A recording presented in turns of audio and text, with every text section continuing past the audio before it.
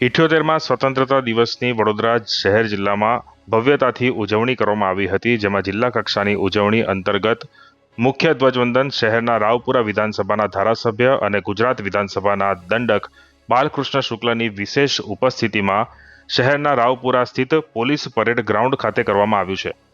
આ તકે તેમની સાથે વડોદરાના યુવા સાંસદ ડોક્ટર હેમાંગ જોશી, શહેરના સર્વે ધારાસભ્ય, શહેર પોલીસ કમિશનર નરસિંહા કોમર, જિલ્લા કલેક્ટર બીજલ શાહ સહિતના અગ્રણીઓ ઉપસ્થિત રહ્યા હતા.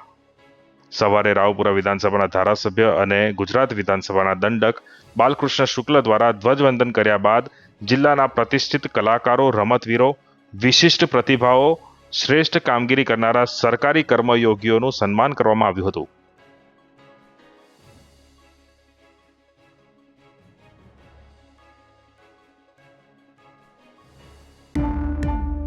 સબસ્ક્રાઇબ કરો ફેક્ટ ફંડ ન્યૂઝ ચેનલને અને YouTube ઉપર બેલ આઇકન દબાવી સમાચારોની તમામ અપડેટ મેળવો.